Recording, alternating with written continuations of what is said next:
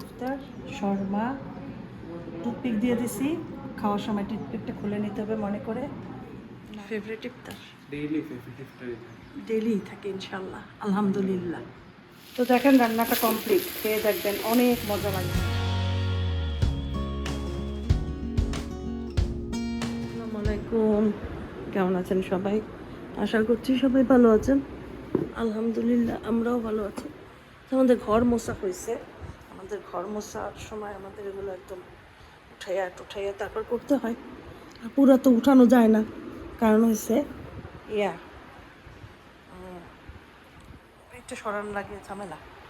তো মাঝে মাঝে সরাই পুরোটা ঝাড়ু দেওয়া হয়, মোছা হয়। আমাদের রুটি বানানো হইতেছে, এই রুটি, নান রুটিটা ভাজা হইবে এখনই। তারপরে আমরা চিকেন করতেছি, নান রুটি এখানে ভাজবে। তারপরে চিকেন বুকের মাংস আলাদা রাখছি, আমাদের বুকের মাংস দুইটাই শুধু লাগবে। চিকেন শর্মা বানাবো, সেই জন্য বুকের মাংস আজকে রাতে ভাজি করবো, বাঁধাকপি। সুজনের মা এখন রুটিগুলো ভাজবে। সুজনের মা ওই ডিমগুলা ওই ওই ওই ঝুঁকির ভিতরে রেখে দিও।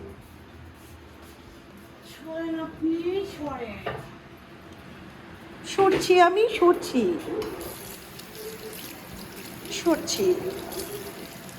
এই এই নাও, ধরো, এই নাও, এই যে নাও, এটা দিয়েই জানো।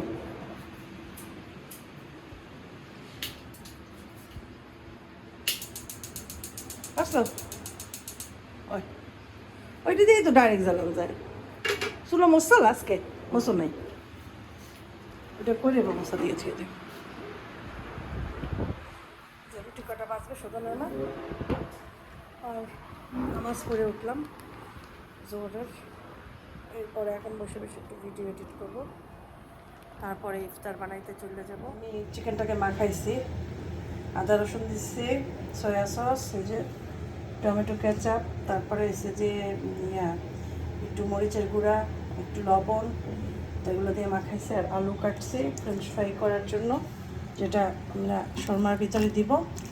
আর পানির ভিতরে লবণ দিয়ে রাখছিলাম, ফুটসের পর দিয়ে দিলাম। 2-3 মিনিটের বেশি রাখবে না, জাস্ট হাফ সিদ্ধ হলেই এটাকে ঢেলে নেব। এই হচ্ছে। আর আমাদের রুটি বানানোই আছে, রুটি বানাই রেখে গেছে সুজনের মা। এই যে আমাদের রুটি, এটা দিয়ে শর্মা বানাবো।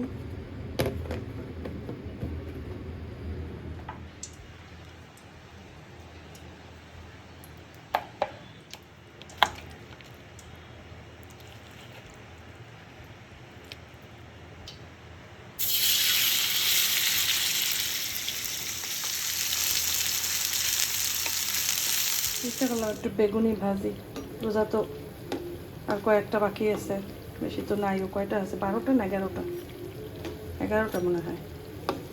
চিন্তা করলাম বলতে বলতে চলে যাবে। বেগুনি সবসময় খাওয়া হয় না, পুরো রোজায় মনে হয় 4-5 দিন খেয়েছি বেগুনি, এর বেশি না।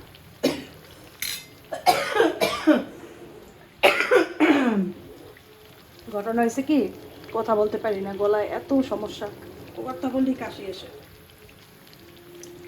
তো এই জন্য বেগুনি দিচ্ছি, আজকে একটু বেগুনি বানাই। আর এই যে করে রাখছে এটা, আর এদিকে ফ্রেঞ্চ ফ্রাইও করে ফেলাইছে। আর করবো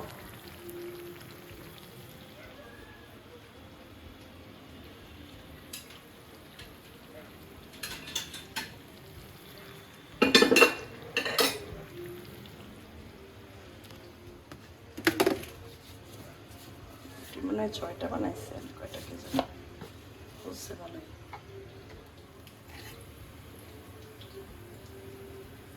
আজকে রুটিগুলো মোটা মোটা বেশি হয়েছে, মুসলিম আমরা পাতলা করে বানাইছে, এত মোটা বানাই এসব করছিলাম।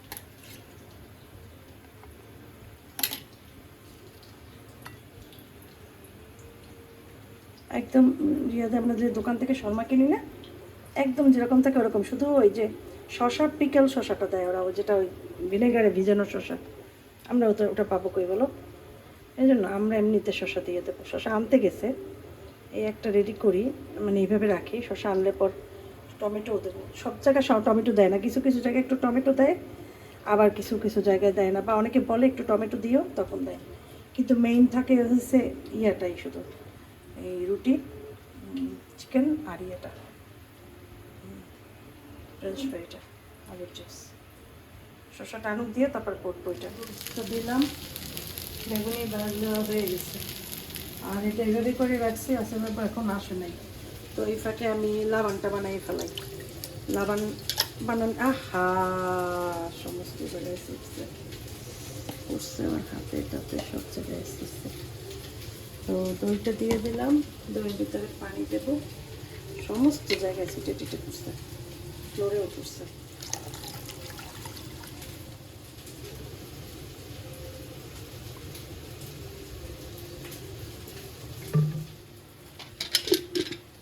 চিনি দিলে দিয়ে নিও, যার যার ইচ্ছে মতো। আমি এভাবেই বানাবো, ওরা চিনি খেলে ওদেরটা আলাদা দিয়ে দেবো, যেহেতু আমি চিনি খাবো না সেই জন্য এই আর কি।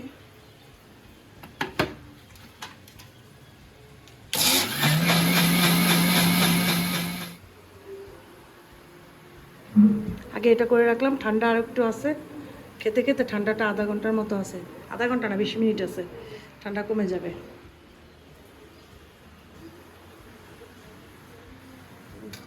শর্মা টুথপিক দিয়ে দিছি, খাওয়ার সময় টুথপিকটা খুলে নিতে হবে মনে করে। নারকেল দিয়ে চিরা ইয়া, তারপরে ইয়াকে কী বলি, সুজনের মা, আমাদের দারোয়ান ভাইকে দিয়ে দিছি পাঠাইয়া শর্মা, বেগুনি আর নুডলস দিছি, চিরাটা দেই না। হ্যাঁ, প্লেট নিয়ে আসো। কী প্লেট? এই তো এটাই বসবো, লাগবে না। হ্যাঁ, আমার শরীর অসুস্থ তো, কাজ করতে চাই।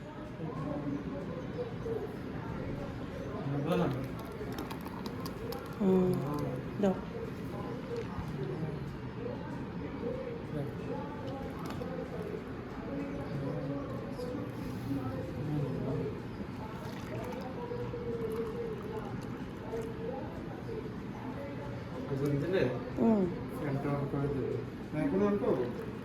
কি ফ্যান এখন করো না, খাবার ঠান্ডা হয়ে যাবে। হ্যাঁ, সময় আছে কয় মিনিট? 3 মিনিট, 5 মিনিট, 3 মিনিটই আছে। চলো আমরা মোনাজাত ধরি। সময়টা দেখতে সেই লাগে, তাই না?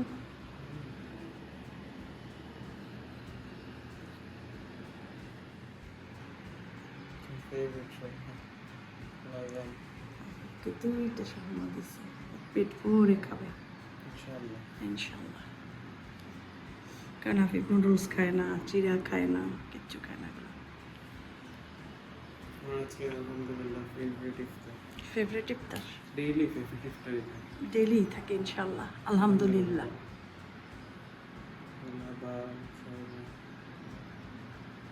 তাসিফকে অনেক মিস করি আমি সারাক্ষণ এই খাবারগুলোর জন্য, এমনি মিস করি না, খাবারগুলোর জন্য করি। দিছে না, 1 মিনিট বাকি আছে। আচ্ছা আসো,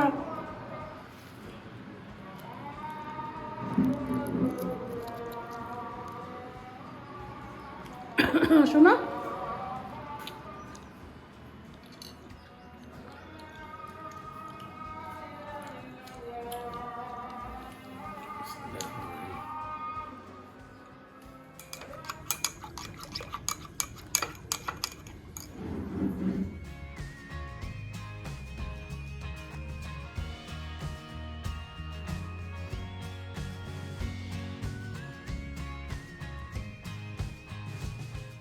তো একটু বাইরে যাচ্ছি, আসিফ রাব্বু নিচেই আছে, বাইরে যাব, টুকটাক কাজ আছে, প্লাস আসার সময় দেখবো সবজির দোকানে সবজি টবজি পাই কিনা, আমার কি লাগে এটা নিয়ে চলে আসবো, এই আর কি। তো আমাদের কাজ সারা শেষ, এখন আমরা সবজি নিব, এরপরে আমরা সবজি নিতে আসছি। তো 2-1টা সবজি এখান থেকে নিয়ে নেব, নিয়ে তারপর বাসায় যাব। আমাদের ইফতার সেহরির জন্য রান্না হচ্ছে, ডিম দিয়েছি সিদ্ধ, ডিমটা ভুনা করব, আর হচ্ছে বাঁধাকপি করব। তো বাঁধাকপিটাই সবার সাথে একটু শেয়ার করি। অনেকে এভাবে খায় না, মানে জানে না, সেজন্য দেখাচ্ছি। বাঁধাকপি সাধারণত আমাদের বাংলাদেশের মানুষরা বেশিরভাগই ভাজি খায়, কখনো চিংড়ি মাছ দিয়ে একটু রান্না করে অথবা ভাজি করে, অথবা অনেকে মাছের টাছের সাথেও খায়, বড় মাছের সাথেও খায়। এটা একটু অন্য রকমের। এটা বেশিরভাগ ইন্ডিয়ান লোকেরা খায়। তো ওইটা আমার কাছে ভালো লাগে খেতে, ওইটাই আমি দেখাচ্ছি। শুকনা মরিচ, তেজপাতা, কালো জিরা এটা দিয়ে ফোড়ন দিতে হবে প্রথমে। একটু নাড়াচাড়া করে এটার ভিতর দিয়ে দিতে হবে টুকরা করা আলুটা দিয়ে তারপরে একটু ভাজতে হবে একটু সময়। অনেক আলু না, অল্প আলু দিয়েছি এই কটাই। এখন এটাকে একটু ওলটপালট করে ভেজে নেব। ভাজলে হয় কি আলুটা খেতে বেশি একটু ভালো লাগে এই আর কি। তো একটু সময় ভেজে তারপরে এটার ভিতরে দেবো একটুখানি হলুদের গুঁড়া, মরিচের গুঁড়াও দিতে পারো অল্প করে, এইটা দিবা। আর কিছুর দরকার নেই, জিরার গুঁড়াও দিতে পারো চাইলে অল্প একটুখানি, এই আর কি। একটু হালকা ভাজা দিয়ে তারপরে হচ্ছে এটার ভিতরে দিয়ে দেবো হচ্ছে বাঁধাকপি। চাইলে এই সময় একটু টমেটোও দিতে পারো, কাঁচামরিচও দিতে পারো। আর পেঁয়াজ কিন্তু আমি এটাই দেই নেই, তোমরা চাইলে দিতে পারো, সমস্যা নাই। আর না দিলেও সমস্যা নেই, এই কারণে বলছি পেঁয়াজের জন্য আলাদা কোনো টেস্ট আসবে না, পেঁয়াজ না দিলেও চলে। আচ্ছা, না অনেক সময় কাটতে ইচ্ছা করে না পেঁয়াজ, আচ্ছা রান্না করে দেখি কেমন করে, দেখো। আমি যেহেতু অলরেডি খেয়ে ফেলেছি, অনেক মজা লেগেছে আমার কাছে। আমার ভ্যারাইটিস রান্না আসলে ভালো লাগে, একঘেয়েমি রান্না ভালো লাগে না। তো যাই হোক, এটাকে ওলটপালট করে নেড়ে ঢেকে দেবো। হালকা একটু সময় ঢেকে রেখেছিলাম, বেশি ঢাকিনি কিন্তু। আর বাঁধাকপি যেহেতু দুপুরেই ধুয়ে তারপরে ঝাঁঝরিতে ঝেড়ে রেখেছিল পানি, যার জন্য পানি বের হয়নি। তো এভাবে ওলটপালট করেই ভাজিটা করতে হবে। আর একটু শেষের দিকে টাকিয়ে দিতে হবে আলুগুলো, যাতে ঘন্টর মতো হবে। তো আলু না টাকালে কিন্তু ঘন্টটা হবে না, সেজন্য আলুগুলো লাস্টের দিকে হাত দিয়ে জোরে জোরে টাকিয়ে দিতে হবে। তো ক্যামেরার বাইরেই ওই কাজটা আমি করব পরে, কারণ এক হাতে ক্যামেরা নিয়ে এভাবে টাকানো যায় না। আর যে যেটা দিয়ে টাকাচ্ছি সেটা করবে না, কারণ এটা প্লাস্টিক না, এটা সিলিকনের একটা চামচ, সেজন্য। যাই হোক, এভাবে করে করে খেয়ে দেখবা কত মজা লাগে খেতে। আফিফের খাবার দিলাম, সাথে দিলাম একটু ঘি। এত ঘ্রাণ ঘিটায় বলার মতো না। আফিফ আসো।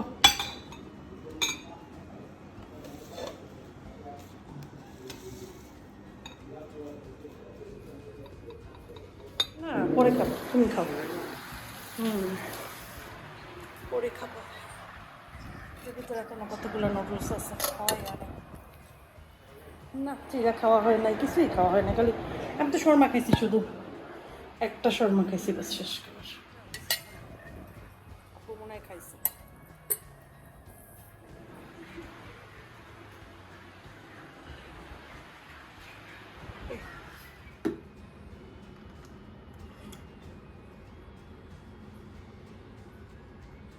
এটা হয়েছে ঘি, ঘিটা এত ঘ্রাণ বলার মতো না।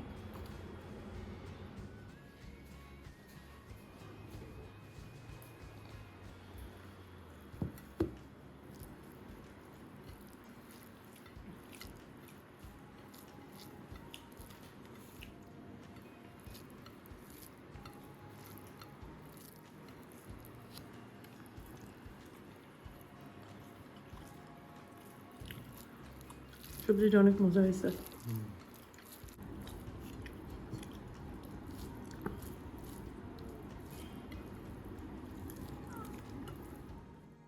আমাদের পৃথিবীতে আসলে পারফেক্ট মানুষ নেই, কারোটা আমরা জানি, কারোটা আমরা জানি না। কেউ বলে, কেউ বলে না, কেউ অভিনয় করে সারা জীবন কাটিয়ে দেয় জীবনটাকে, কিন্তু কষ্টগুলো কাউকে শেয়ার করে না। কেউ ঠুসঠাস করে বলে ফেলে। তো এক এক মানুষ এক এক টাইপের হয়। তো এই যে মারা গেল ইকরা, এই যে আত্মহত্যা করলো, বাচ্চাটাকে রেখে মারা গেল, আর তারপরে মানুষের সহানুভূতি পেল সে, মানুষ এখন মানববন্ধন করলো, কত কিছু করলো। আলভি ছেলেটার চরিত্র খারাপ, তার করলো একটা মেয়ের সাথে, ওই যে তিথি, তার সাথে অবৈধ সম্পর্ক, যাই হোক এক্সট্রা। তো এইগুলো করলো। এটা এটা এটা কথা মানে আসছে কখন, যখন মারা গেছে তখন, এর আগ পর্যন্ত তো আসে নাই। এখন কথা হচ্ছে, দেখো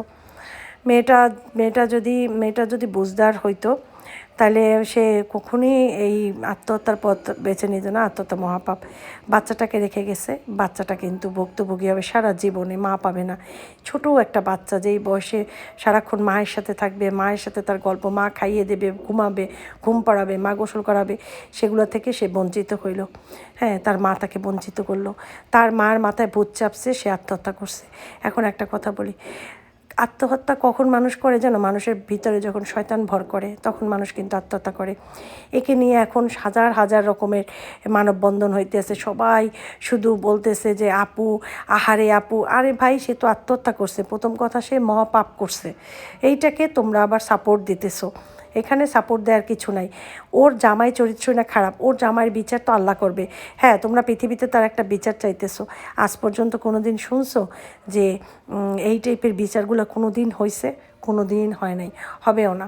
সবাই আল্লাহর কাছে দোয়া করো, যদি সে দোষী হয়ে থাকে আল্লাহ তার বিচার করুক, আর যদি সে দোষী না হয়ে থাকে সেটাও আল্লাহ দেখবে। ঠিক আছে? তো এই যে আমি কেন বলছি কথাগুলো, একটা কথা বলি, ইকরা যদি মারা না যাইতো, তাহলে মানে ইকরা যদি মারা না যাইতো এখানে, তাহলে কিন্তু কেউই জানতে পারতো না তার জীবনে কি হয়েছে না হয়েছে। সে যদি এমনি মারা যাইতো তাহলে কেউ বুঝতেও পারতো না, নর্মালভাবে মৃত্যু হইলে তার।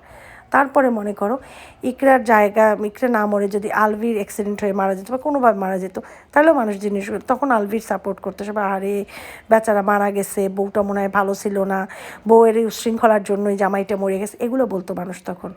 আসলে না, আমাদের মানুষ যেটা চোখে দেখে, মানে মানে কানে শুনে সেটা বেশি বিশ্বাস করে, আর চোখে পুরোপুরি দেখেও না, সেইটাকে নিয়ে মানুষ একটা বিশ্বাসের মানে একটা গল্প তৈরি করে। ঠিক আছে? কেন বললাম কথাটা আমি শোনো। আমার এক ফ্রেন্ড আছে, সে তার ম্যারিড লাইফে সে সুখী ছিল না। আমাদের কাছে মাঝে মাঝে সে কমপ্লেন করতো, নানান রকমের কমপ্লেন করতো, আমরা ওইটাকে করতাম না, গুরুত্ব সহকারে দেখতাম না, সবসময় বলতাম যে মানাইয়া যাও, কী করবা, কিছু তো করার নাই।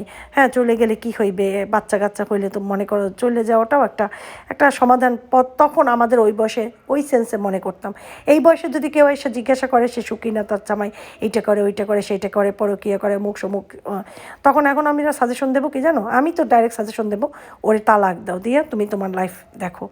কিন্তু আমরা যে সময়ের কথা বলছি সেই সময় মাথায় এত বুদ্ধি ছিল না।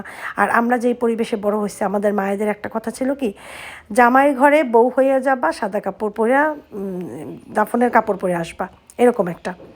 ঠিক আছে? তো যার জন্য আমরা ওইটাই শিখে বড় হয়েছি।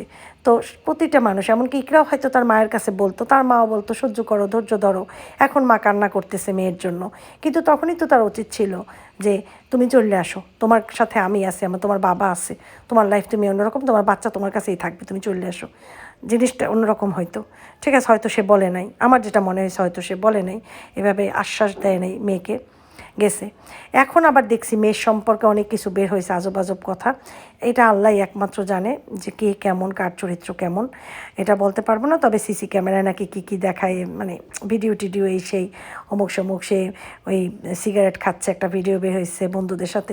তো যদি ওইটা সত্যি ভিডিও হয়ে থাকে, তাহলে আমি একটা কথাই বলবো, যে এই মেয়ে সিগারেট খায়, যে মেয়ে বন্ধু বান্ধবদের সাথে হই হুল্লা করে, তার জীবনে কোনো কিছু হওয়াটা অস্বাভাবিক না। ঠিক আছে? ইসলাম আসলে আমরা ফলো করি না বলেই আমাদের এত সমস্যা। আমরা যদি আসলে ইসলামের ভিতরে থাকতাম, আমরা যদি মনে করো একদম ঘরে আবদ্ধ থাকতাম, আসলে ইসলাম যেভাবে চায় সেভাবে আমরা কেউই চলি না, আমিও না, তুমিও না, আমরা কেউ না। আমাদের লাইফটা, কারণ শেষ জামানার মানুষ ইয়াতে বেশি পড়বে, দাজ্জালের ফিতনায় বেশি পড়বে, কারণ আমরাই এমন এমন কাজগুলো করে আমরা দেখাবো আমরা সহি কাজ করতেছি, এরকমের। তো সেই দিন কিন্তু চলে আসছে। এখন ঘটনা হলো, আমি কেন এই ঘটনাটা বললাম, এটা বলার উদ্দেশ্য আমার একটাই,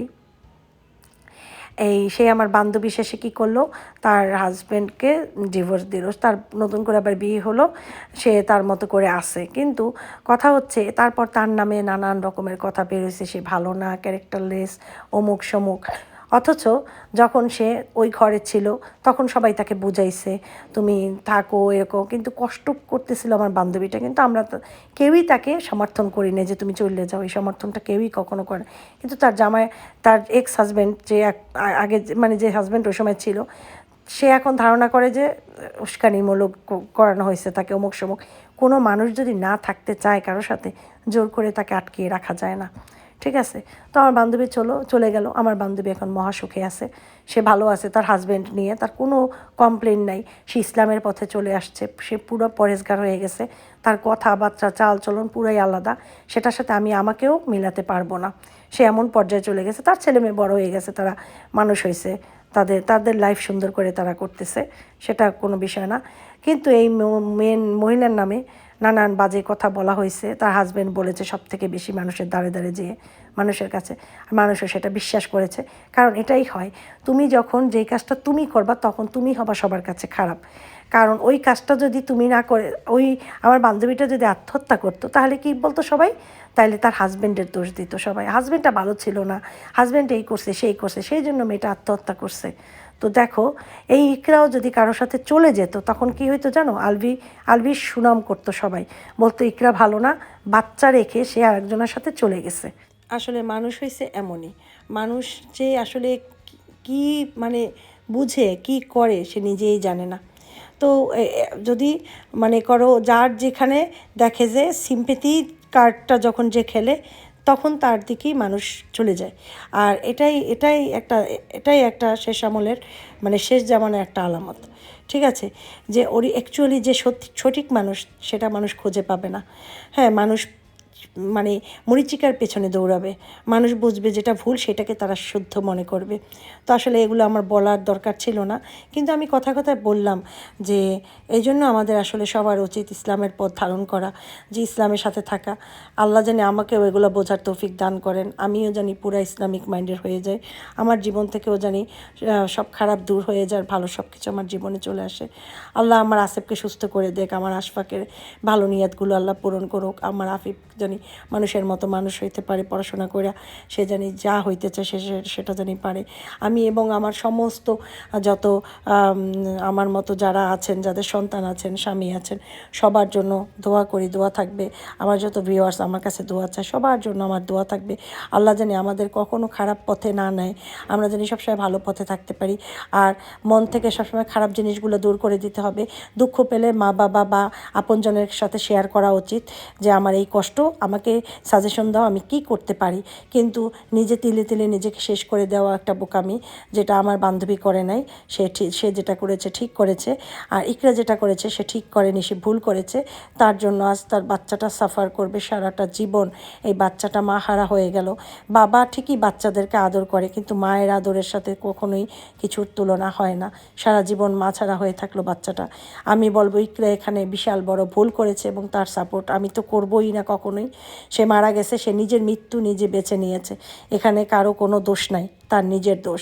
এটা নিয়ে বাড়াবাড়ি যারা করছে তারা হচ্ছে বোকা, বোকা দেখেই তারা দৌড়াদৌড়ি বাড়াবাড়ি করছে। যাই হোক, সবাই ভালো থাকো, সুস্থ থাকো, সবার জন্য দোয়া রইল, আমার জন্যও দোয়া করো।